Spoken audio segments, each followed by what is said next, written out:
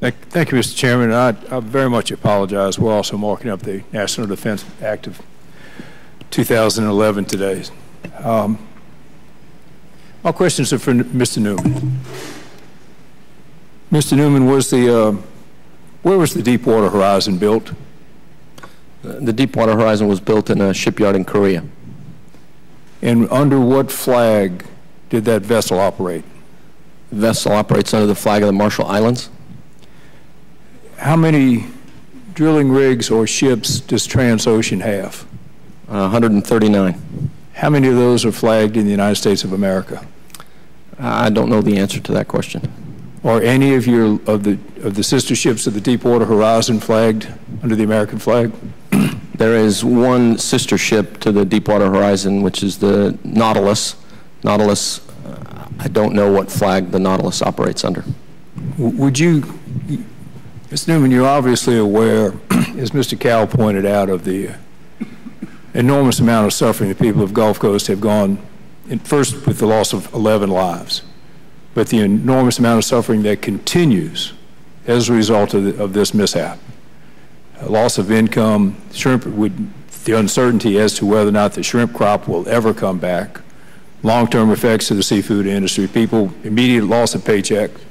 My way just devastated the tourism industry, the seafood industry, seafood processors being told, don't send me any American processed shrimp. We don't know if it's got oil on it. I want nothing but imports. I mean, you guys have really messed things up.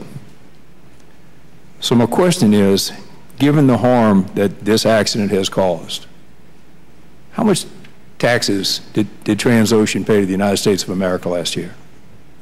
Because you have obviously cost our nation a great deal of money. So I'm just curious, what was the contribution of Transocean to our nation tax-wise? I don't have that number available with me today.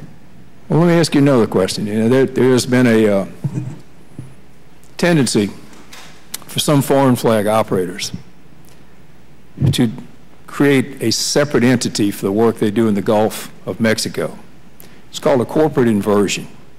And they see to it that the cost that they pay to the parent company, either through the mortgage on the vessels or the overhead costs that the parent company charges them, they see to it that that exceeds their revenues or is very close to their revenues, so they end up paying no U.S. taxes, even though they're operating in the Gulf of Mexico. So my question to you is that part of your company that operates in the Gulf of Mexico an inverted corporation? The company that operates in the Gulf of Mexico is a U.S. company. It's a Delaware corporation. Okay, but is it owned by a parent corporation?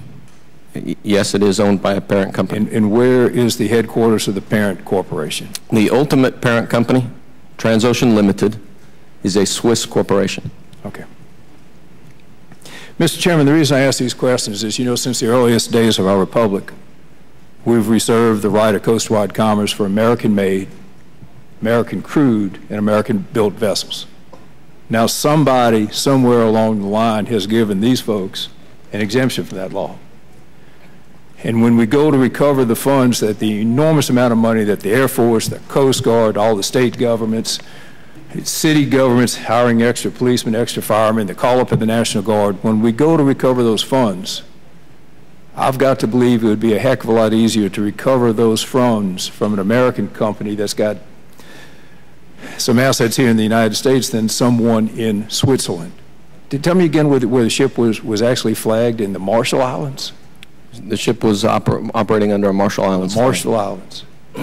And again, given what the people of Mississippi went through just trying to get the insurance industry in America to pay claims in Mississippi after Katrina, I have a very strong suspicion we're going to have a heck of a time getting someone out of the Mashall Islands or Switzerland to pay these bills.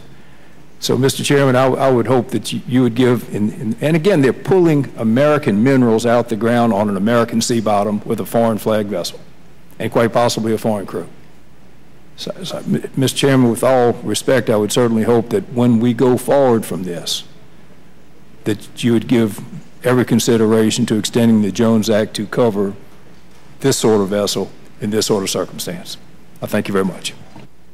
The gentleman and I have had conversation about the application of Jones Act to this situation, and I've asked staff to prepare a guidance memorandum on the applicable law and the problems of dealing with the WTO requirements, and there are some legal obstacles that we have to overcome on some aspects of that issue. So this is something that gentleman and I and others of interest in the committee will work our way through, but I appreciate the gentleman raising that issue. It's of vital importance.